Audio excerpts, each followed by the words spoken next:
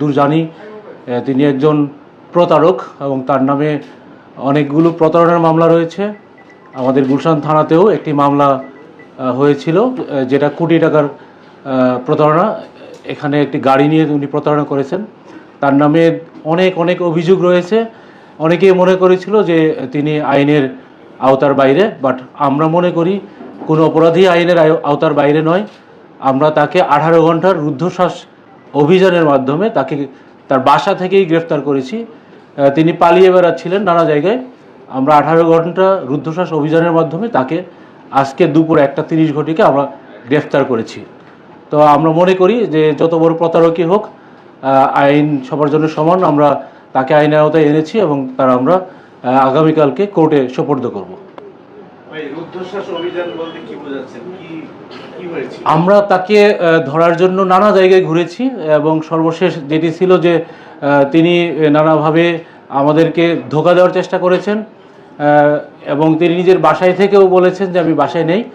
কিন্তু আমরা দেখেছি যে পরবর্তীতে ওনার বাসার দরজা বন্ধ ছিল, তালা দেওয়া ছিল। আমরা জেনেছিলাম যে উনি বাসায় নেই। তারপরে সেই দরজা জানলা ভাঙার পরেও ভিতরে দেখা গেছে যে সে ভিতরেও নাই। তারপরে আমরা দেখেছি যে তাকে বাথরুমের উপরে ফল সিলিংয়ের ছাদের উপরে ওখানে লুকিয়েছিলেন। তো আমরা ওখান থেকে আমরা ধরে আনছি আর কি। নানাভাবে নানা মানুষের মাধ্যমেই যেই তথ্যগুলো আসছিল যে তিনি বাসায় নেই, তিনি অন্যত্র আছেন, এরকম আমরা নানাভাবে নানা জনের মাধ্যমে কথা শুনেছি। আর আপনারা জানেন যে তারা সাধারণত মোবাইলে মানে সেলুলার ফোনে কথা বলেন না।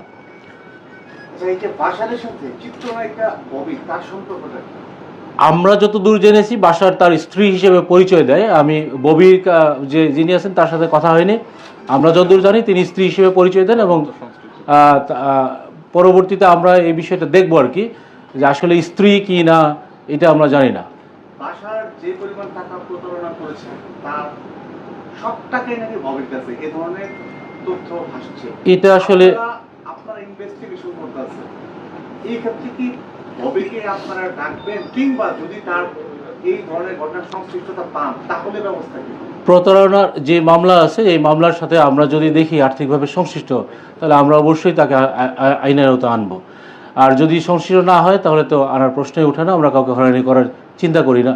কারণ হলো এখানে দীর্ঘ সময় যাবৎ বাসার প্রতারণা করে আসছিল। তার নামে এখনও অনেক অভিযোগ পেন্ডিং রয়েছে। অনেকেই অভিযোগ দেওয়ার মতো সাহস করছিলেন না।